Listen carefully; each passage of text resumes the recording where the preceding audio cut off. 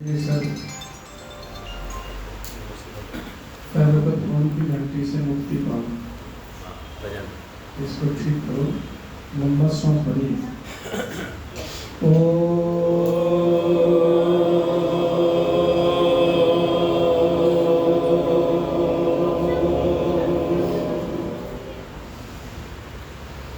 एक बार फिर से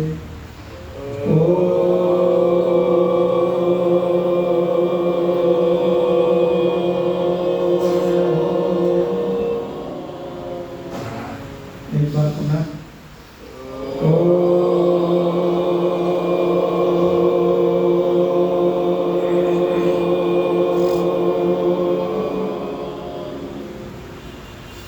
अब न आया ही भीतये गृणानो अभ्यगाधये विहोता सत्शिवर्षि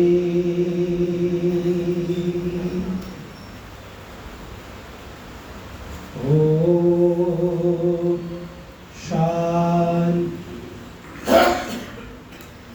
शांति।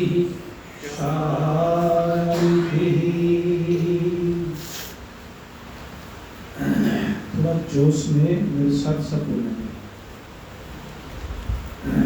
सीधे शास्त्री जी आगे खुले रखो, साधना का समय नहीं करके देखो तो जोश में सब बोलेंगे।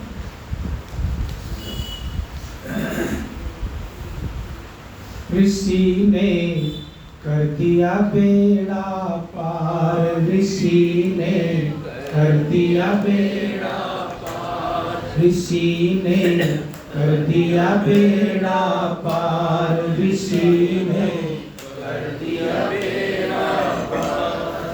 सारी दुनिया सोई पड़ी थी, सारी दुनिया सोई पड़ी थी, जगा दिया संसार, ऋषि ने कर दिया बेड़ा पार, ऋषि ने कर दिया बेड़ा पार। आवाज अच्छी आ रही, थोड़ा थोड़ा मस्ती में है। सारी दुनिया सोई पड़ी थी, सारी दुनिया सोई पड़ी थी, जगा दिया संसार, ऋषि ने कर दिया बेड़ा पार, ऋषि ने कर दिया बेड़ा पार। परमेश्वर अंतर्यामी है, सर्वत्र है, सबका स्वामी है। परमेश्वर अंतर्यामी है, सर्वत्र है, सबका स्वामी है। सृष्टि का पालन करता है, सृष्टि का पालन करता है, बता दिया निराकार, ऋषि ने कर दिया बेड़ा पार, ऋषि ने कर दिया बेड़ा पार, ऋषि ने कर दिया बेड़ा पार, ऋषि ने कर दिया बेड़ा पार। लोग ये कहते थे दुनिया में, लोग ये कहते थे दुनिया में, शूद्र स्त्री नहीं पढ़ेंगे, शूद्र स्त्री नहीं पढ़ेंगे। शूद्रों को भी दे दिया तुमने, शूद्रों को भी दे दिया तुमने, वेद पठन अधिकार, ऋषि ने कर दिया बेड़ा पार, ऋषि ने कर दिया बेड़ा पार। सारी दुनिया सोई पड़ी थी, सारी दुनिया सोई पड़ी थी, जगा दिया संसार, ऋषि ने कर दिया बेड़ा पार, ऋषि ने कर दिया बेड़ा पार। देखो जरा आनंद ऋषि के कार्य का।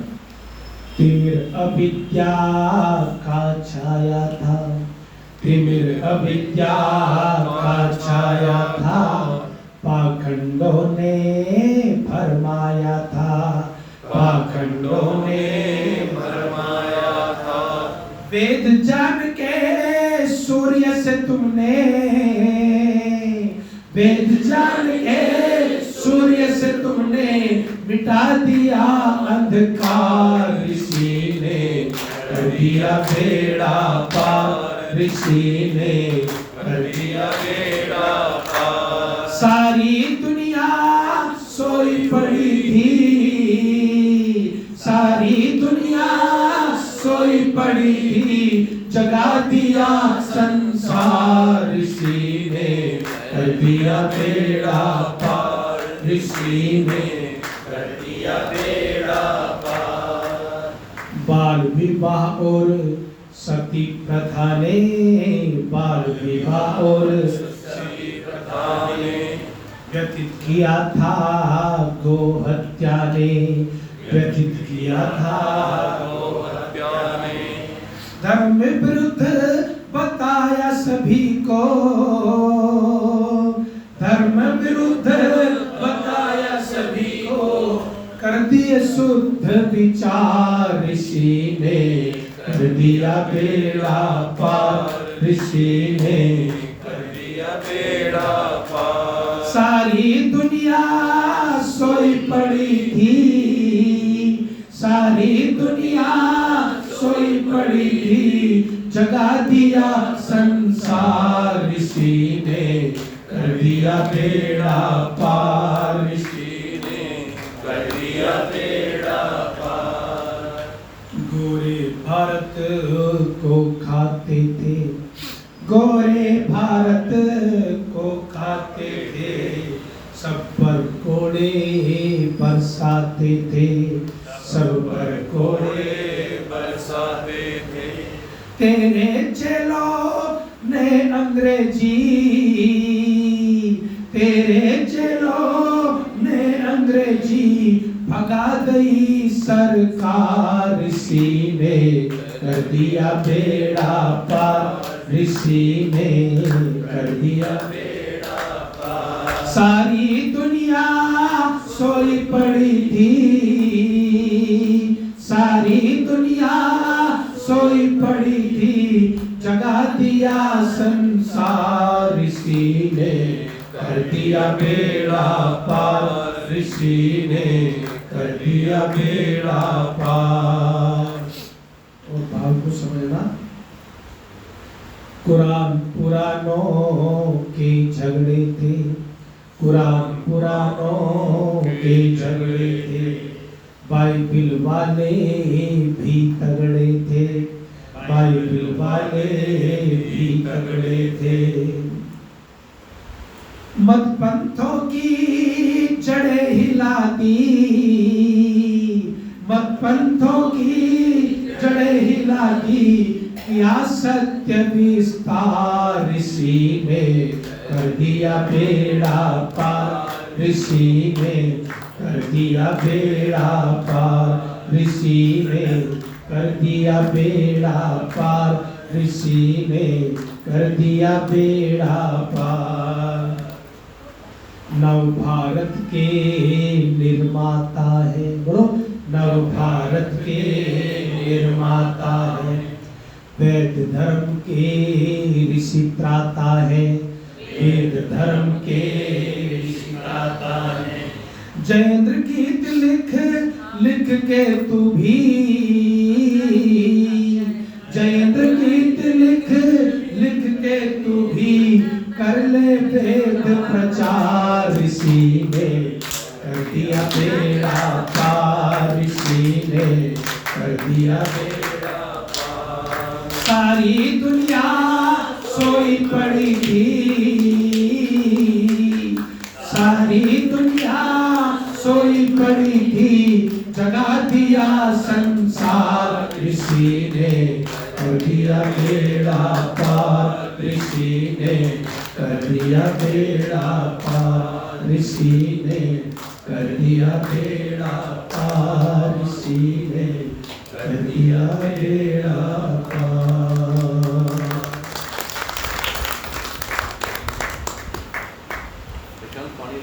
इस श्रृंखला में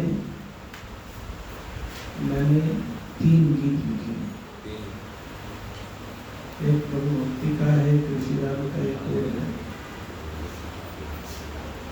उपस्थित भक्त पुरुषों, वंदनीय मातृशक्ति, थोड़ा ध्यान से सुनने वाली बात है, तो ध्यान से सुनिए। आज का जो चर्चा का विषय है वो मोक्ष का, मुक्ति का विषय है। मुक्ति किसको कहते हैं, मुक्ति क्या है, कैसे होती है, थोड़ा सा समझिएगा। ऋषि दयानंद ने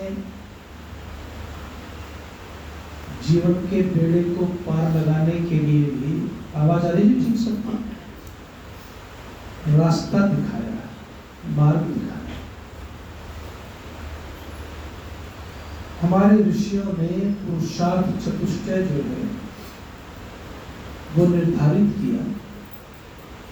विवाह संस्कार में भी जब गृहस्थ में व्यक्ति जाता है तब भी उसको पुरुषार्थ चतुष्टय का उपदेश किया जाता है। 4 फेरे हैं धर्म, अर्थ, काम और मोक्ष की पूर्ति के लिए।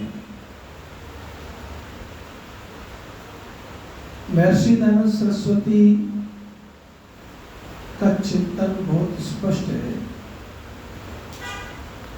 और एकदम सत्य पर आधारित है। महर्षि दयानंद सरस्वती ने जीवन में व्यक्ति को समझाने की चेष्टा की कि तेरे जीवन का लक्ष्य क्या होना चाहिए। मुक्ति की चर्चा न हो तो जीवन को लक्ष्य दिखाई नहीं पड़ता, जीवन धुंधला रहता है। क्योंकि शब्द जरा सुनना वैसे नहीं आ करते कैसे। मुक्ति की चर्चा ना हो तो जीवन में आपको लक्ष्य नहीं दिखाई पड़ता, धुंधला रहता है जीवन। मुक्ति की चर्चा ना हो तो अध्यात्म का आपको चरण नजर नहीं आता। मुक्ति की चर्चा ना हो तो धर्म का फल आपको नजर नहीं आता। मुक्ति की चर्चा ना हो तो जीवन में परमानंद की स्थिति कोई बोलो नजर नहीं आती।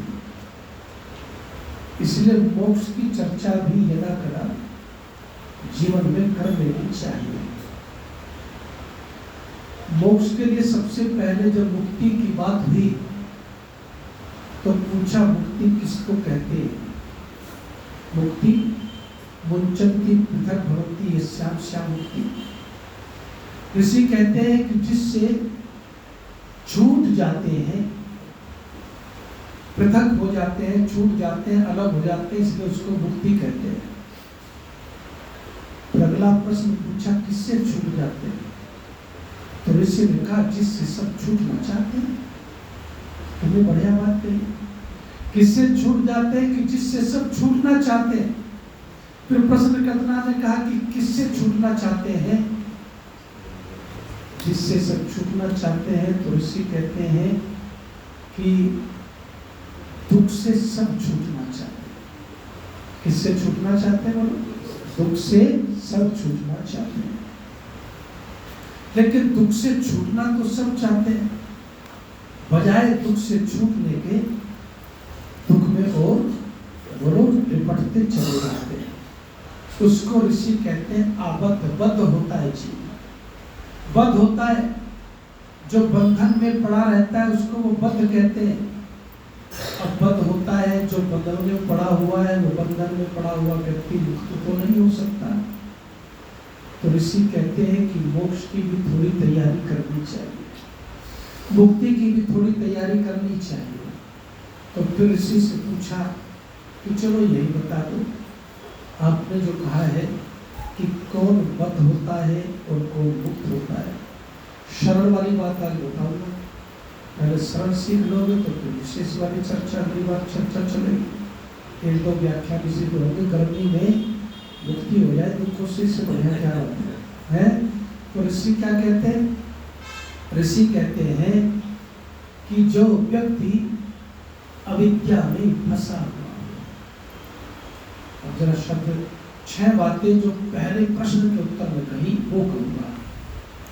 जो व्यक्ति अविद्या में फंसा हुआ हो, जो व्यक्ति अधर्म में थोड़े से फंसा हुआ हो, जो व्यक्ति कुसंगत में फंसा हुआ हो। कहाँ फंसा हो? कुसंगत में। जो व्यक्ति कुसंस्कारों में दोनों फंसा हुआ हो, और जो व्यक्ति व्यसनों में, दुर्व्यसनों में दोनों फंसा हुआ, ऐसा जो व्यक्ति है वो कितने भी पापड़ मिले लेकिन सुखी बोलो सही नहीं हो सकता। ये ऋषि ने पहली बात कही सर। तो सबसे पहले ऋषि क्या कहते हैं कि अविद्या में फंसा हुआ व्यक्ति मुक्ति की कल्पना करनी भी दोनों छोड़ के साथ। ऋषि दानव का सारा जो पुरुषार्थ रहा, सारा जो प्रयास रहा, सारा जो युद्ध रहा, सारी जो लड़ाई रही, वो किसके खिलाफ रही? अविद्या के खिलाफ रही। ऋषि दानव ने किसी के विनाश की कामना नहीं की, लेकिन अविद्या का नाश करना और विद्या की वृद्धि करना इस समाज का बोलो मुख्य उद्देश्य है। इस समय अविद्वान लोग बहुत हैं हमारे देश में, और जो 9वीं पास, 7वीं पास, 6ठी पास मुख्यमंत्री होंगे, पढ़े लिखे कम होंगे तो कहाँ ले जाएंगे? वही ले जाएंगे। और इसीलिए आप देखेंगे कि अविद्या का बाहुल्य बहुत बढ़ रहा है साहब। इस समय फिर से अज्ञान की तरफ दुनिया जा रही है। वो सोचता है कि धर्म का मतलब है कि तू जो है जल चढ़ा, तू जो है कुछ फल चढ़ा, तू जो है कुछ और कार्य कर, इसका विद्या से कोई लेना देना नहीं है। इसी ने कहा विद्या का मतलब वेद से है। क्या मतलब है विद्या का मतलब? बोलो, वेद से है। वेद की विद्या को आपको पढ़ना और पढ़ाना चाहिए, सुनना और सुनाना चाहिए। वेद विद्या से सत्य का ज्ञान होता है, लेकिन अविद्या में फंसे हुए कितने आपको ऐसे लोग मिलेंगे। अभी मैं एक जगह गया तो कहने लगे जो बड़े परेशान हैं, फैक्ट्री में भूत आने लग गए। मैं बड़ी दिक्कत हो गई, चलो भाई मैं भी चलता। मैंने कहा कि भूत जो ये यहाँ पर गर्मी में काम कर रहे हैं, इनको भूत आ रहे हैं, और जिनको भूत आए हैं उन सबको मैं बुलाता, वो भूत से कहो कि वो भूत मुझे चिपट जाए।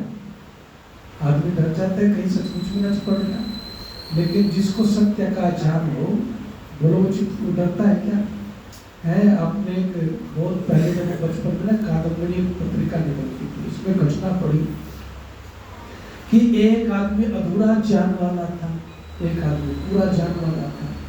तो शर्त लग गई कि भाई एक आदमी से शर्त लग गई जो दानव का पक्का चेला था, जो कहता था भूत होते नहीं।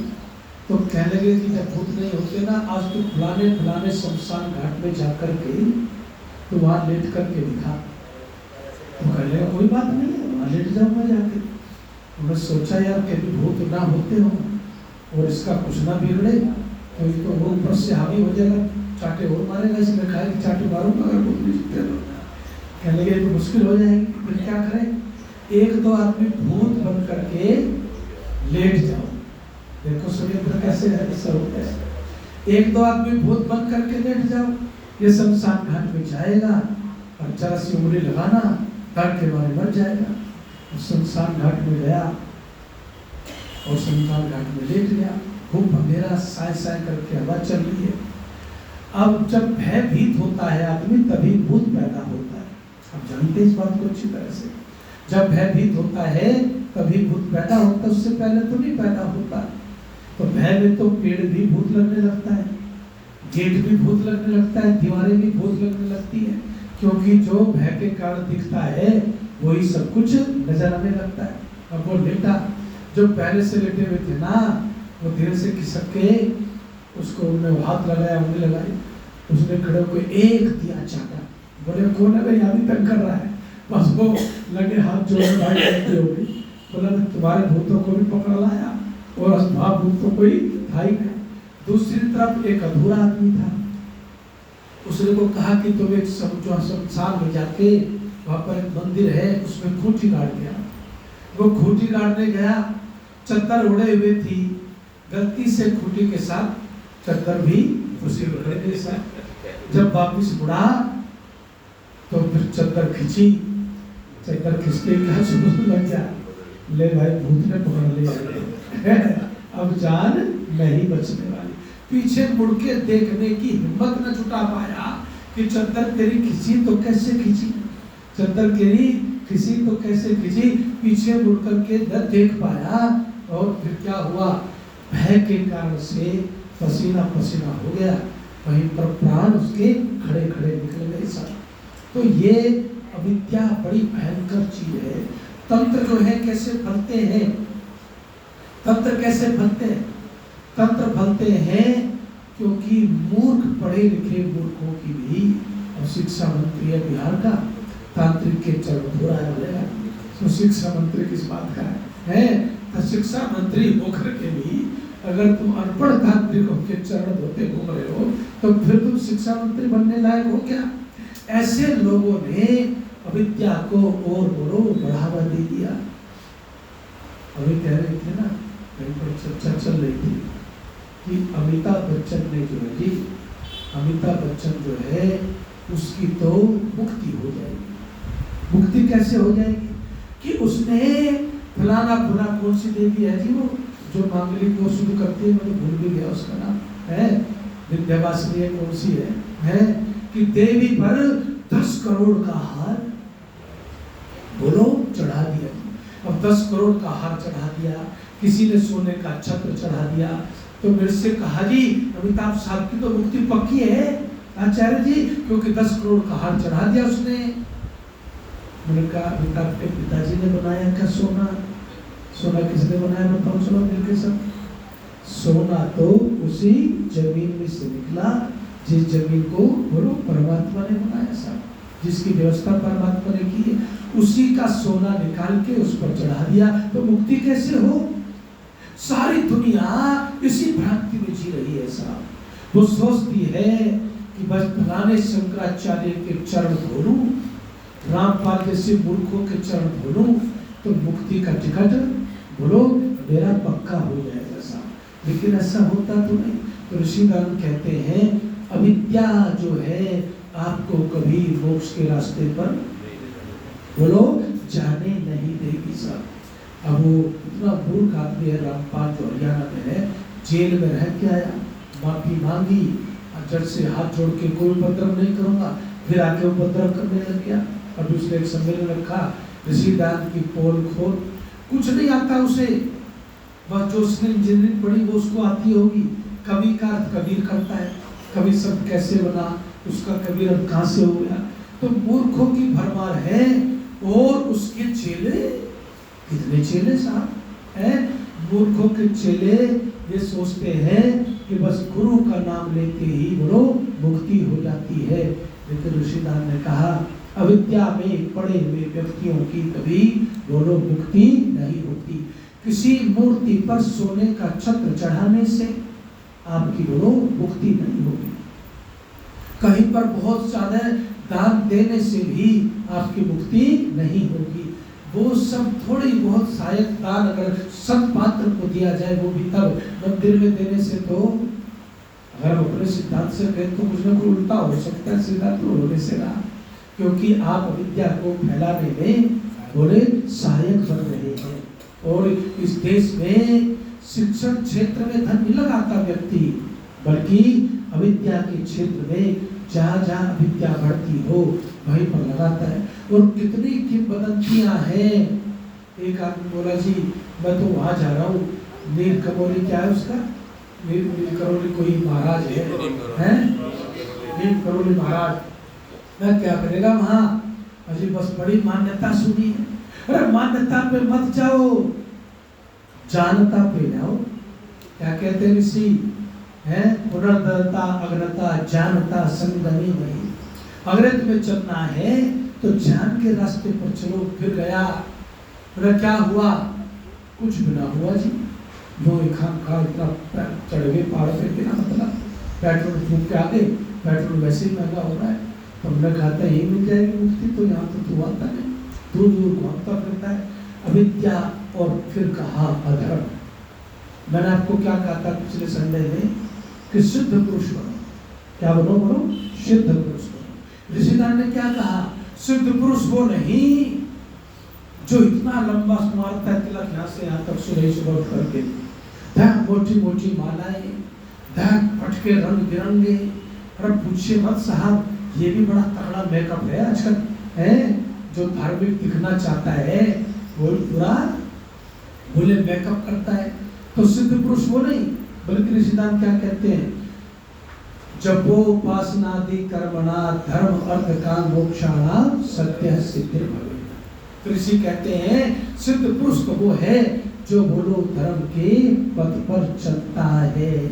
क्या चलता है, बोलो धर्म के पथ पर चलता है। धर्म के पथ पर चलने वाला व्यक्ति ही जो धर्म का आचरण कभी न छोड़े, बोलो जो धर्म का आचरण कभी न छोड़े, उससे बड़ा सिद्ध पुरुष आपको कोई खोजे से भी बोलो नहीं मिलता। इसलिए एक बात और जोड़ दी इसमें कि पथ कौन होता है, जो अधर्म में चलता है, अविद्या में चलता है, और जो धर्म पे चले और सत्य भाषण करे।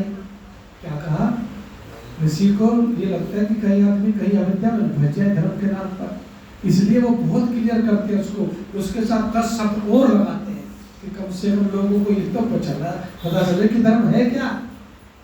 तो फिर वो कहते सत्य भाषण से।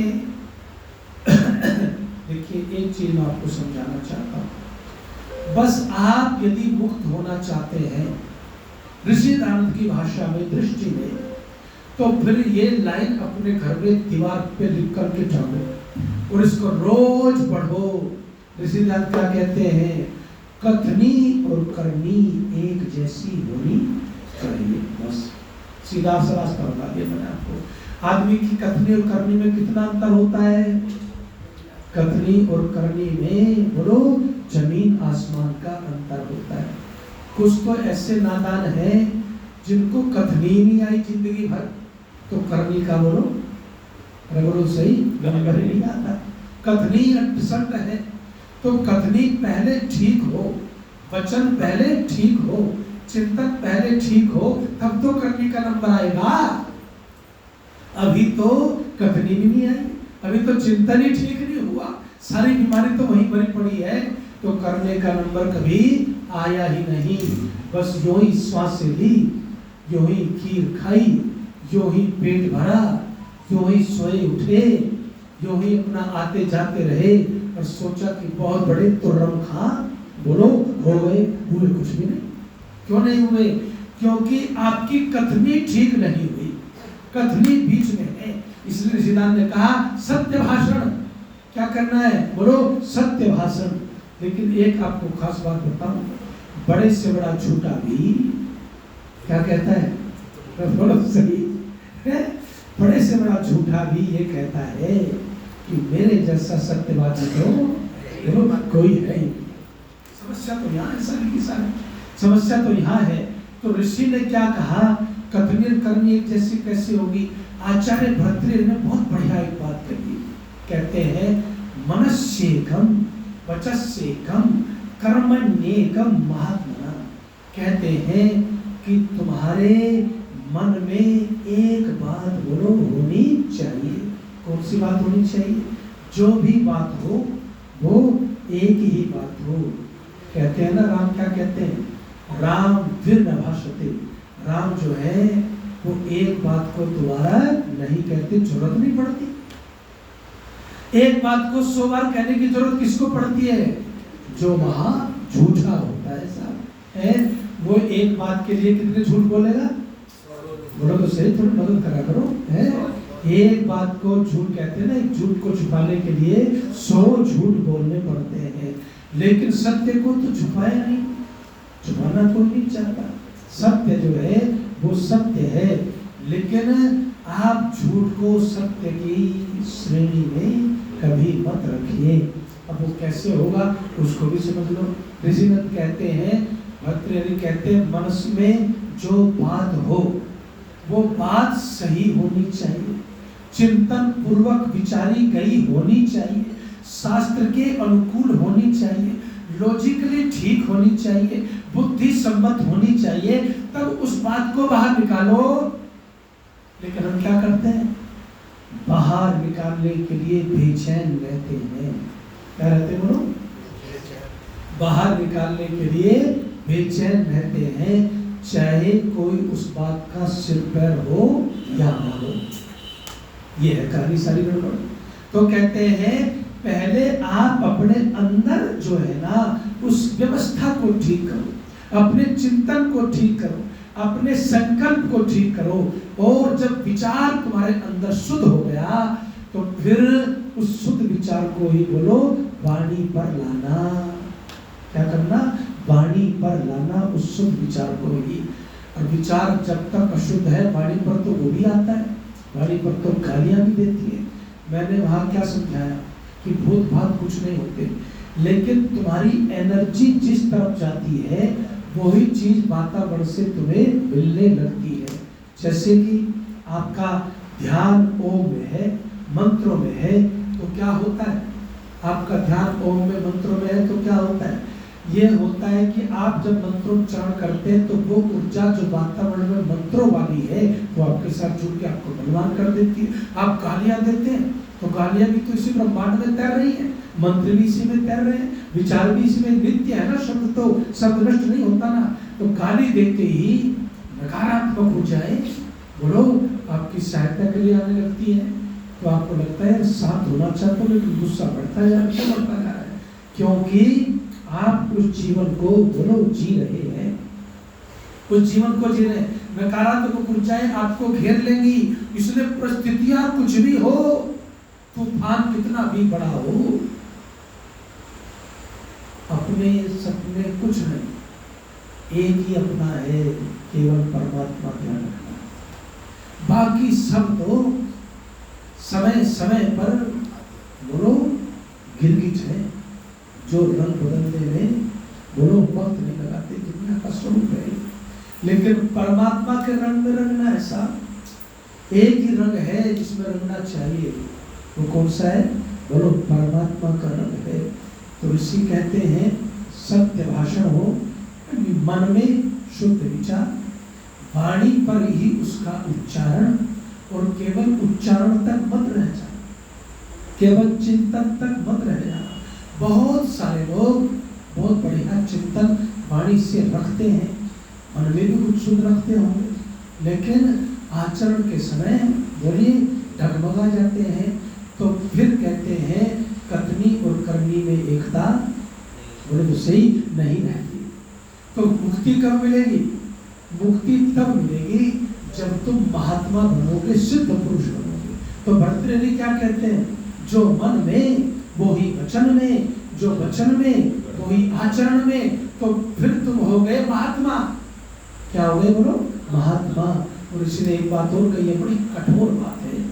ऋषि क्या कहते हैं कि एक होता है धुरात्मा, एक होता है महात्मा, एक होता है धुरात्मा। धुरात्मा मन की बढ़िया बात तो कभी वाणी पे लाएगा नहीं, मन में कुछ, जुबान पर कुछ, और करता कुछ और ही है। ऋषि के शब्द है ये है। ऋषिदान कहते हैं वही व्यक्ति मनुष्य असुर है, वही व्यक्ति असुर है, पिशाच है और राक्षस है। ये मैं नहीं कह रहा, ऋषिदान कह रहे हैं, दिखा दूंगा आपको। वही व्यक्ति असुर है, पिशाच है, राक्षस है, जो सोचता कुछ और है, कहता कुछ और है, करता कुछ और ही है, वो है राक्षस। वो अच्छा हो सकता है, अच्छा हो सकता है परिधान से, लेकिन अगर उसकी कथनी करनी में अंतर है तो फिर सिद्धांत की दृष्टि में वह व्यक्ति भी नहीं बल्कि क्या है, बोलो राक्षस है, असुर है। और इसलिए कहते हैं अपना सारा जीवन बर्बाद कर लिया उसने, अपना सारा जीवन बोलो वह बर्बाद कर लेता है, और आगे जो योनि मिल रही है बोलिए वो योनि भी उसकी बिगड़ जाती है। इसलिए मुक्ति के लिए ऋषिदान क्या कहते हैं, किससे बचना, अधर्म से बचना, अविद्या से बचना और कुसंग से बचना। इससे बचना बोलो कुसंग से बचना। संग आपने रोज सुनते हैं, जैसी संगत वैसी रंगत, और संगत का बड़ा भारी असर होता है। इसे ऋषि क्या कहते हैं, जब वो कहते हैं ना कि जब यज्ञ करते हो, यज्ञ का क्या अर्थ है, देव पूजा, संगतिकरण और दान। हमारे भगवान दास जी बैठे हैं, उन्होंने यज्ञ किया। ये कहीं पर घूमने गए थे, कहाँ गए थे भाई, हैं कटरोली, ये कहाँ है, साउथ में, वहाँ कोई नदी है, वहाँ कोई गंगा नदी में महाराज जी बहली है। किसी तरह इस पर कृपा हुई तो जान बची जान बची। तो आज आकर के क्या किया, भगवान यजमान बन के भगवान का धन्यवाद किया, क्योंकि बचाने वाला जब डूबने की पूरी तैयारी हो जाए और ऊपर नीचे होने लगे, अबड़ दबड़ सांस आने लगे, तो फिर वहां कौन बचा सकता है, बोलो भगवान ही बचा सकता है। तो परमात्मा की कृपा हुई तो किसी तरह से जान बची, तो यजमान बन गए। तो मैं आपको ये समझाना चाहता हूँ, ऋषि दानव ने ये कहा कि सत्संग, देखिए सत्संग ऋषियों का करना, एक बात बताइए वो आदमी कितना भाग्यशाली होगा जिसने ऋषि दानव का सत्संग किया होगा। अब बात समझते हो आप, लेख राम जी जैसे लोग, गुरुदत्त विद्यार्थी जैसे लोग, स्वामी श्रद्धानंद जी जैसे लोग, श्रद्धानंद जी तो कहते ही हैं कि मैं तो भाई बुराइयों का पिटारा था, मैं तो पिटारा, और उस पर भी अहंकार ईगो कितनी भयंकर कि मुझसे श्रेष्ठ तो पूरे पंजाब में बोलो कोई है ही नहीं, क्योंकि मैं ठहरा एडवोकेट मुंशी राम। क्या ठहरा बोलो, एडवोकेट मुंशी राम। और एडवोकेट जिस समय दूसरी पास आदमी नहीं मिलता था, हमें प्राइमरी में पुरानी, बहुत पुरानी तो छोड़ दो, हमें प्राइमरी के जो हेड मास्टर थे ना, वो खुद 5वीं या 7वीं पास थे। उस समय 5वीं पास हेड मास्टर बनना भाई साहब, 5वीं तक का ये हालत थी देश की। उस समय कोई एडवोकेट हो जाए तो फिर बड़ा आदमी हो गया कि नहीं हो गया दुनियादारी की दृष्टि से। और वो बड़ा होने का अहंकार जब व्यक्ति के अंदर आता है ना, तो फिर वो मुक्ति में नहीं जाता, वो भेड़िया अपने लिए दूसरों के लिए जो करता है सो करता है। ऋषि कहते हैं वो भेड़िया बोलो अपने लिए तैयार करता है, वो बद हो जाता है, वो बद हो जाता है। और ऐसा बद जीव जो है वो कभी मुक्ति की तरफ नहीं जाता। तो मुंशी राम जी कहते हैं मेरे अंदर तो भयंकर अहंकार था, और साधु को देख के तो मैं ऐसे बिदकता था कि पूछे मत। साधु जो है वो कोई सुनने वाला उसका प्रवचन होता है, साधु का काम है भीख मांगना कटोरी लेकर के और खाना। इनको क्या आता है साधुओं को, क्योंकि उन्होंने वैसे ही साधु देखे थे। लेकिन मैं उनके पिताजी को नमन करता हूँ साहब, इसलिए तो ऋषि ने कहा मातृमान पितृमान आचार्यमान पुरुष होगा। एक भी कमजोर होगा तो जीवन नहीं बनेगा। पिता भी मजबूत, माता भी मजबूत, आचार्य भी मजबूत चाहिए, तब जीवन बनता है। तो पिताजी ने बस एक बात कही, अरे बेटा मुंशी राम, वो तो मैं भी पाखंडी, रोज जाता हूँ विश्वनाथ पर लोटा लेकर के, निकला वहीं से हूँ मैं भी, लेकिन मैंने ऐसा साधु नहीं देखा। बोले कैसा? बोले बस क्या बताऊं, मेरे पास शब्द नहीं है, ये वैसा साधु नहीं है जैसा तू समझे बैठा है। बोले फिर कैसा साधु है? साधु तो सब ऐसे ही होते हैं। बोले ना, इस साधु नहीं, ये तो जादूगर है। मैं वहां खड़ा होता हूँ और धीरे धीरे सबसे आगे चला आता हूँ। क्या जादू है इस ऋषि की वाणी में जो सर चढ़ करके बोलता है साहब, जो जादूगर है। जादू चला तो रंगत बदल जाती है साहब। लेकिन ऋषि क्या कहते हैं, यहाँ पर मत रुकना।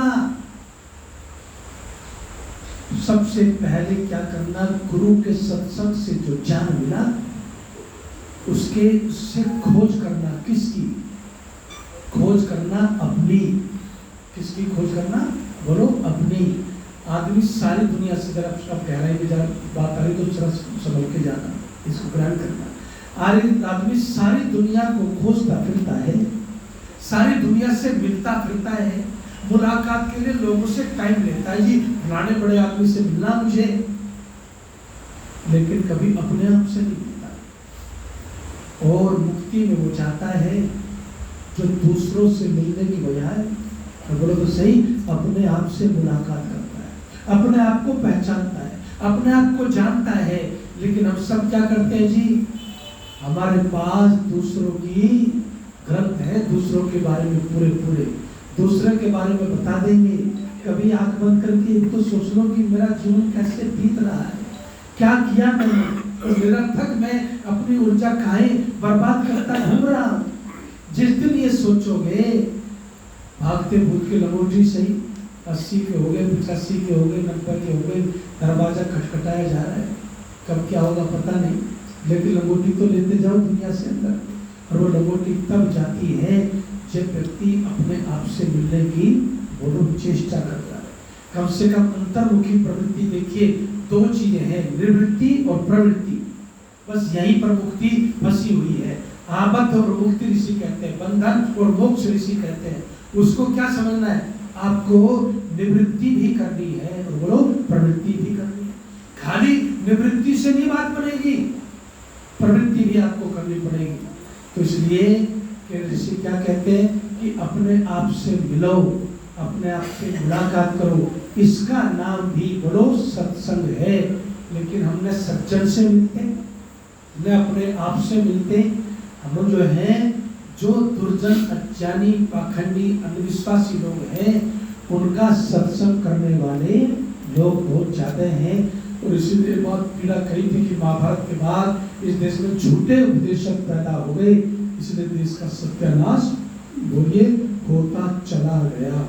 अब मैं आप सबसे यही कहना चाहता हूँ, मुक्ति का ये विषय चलेगा।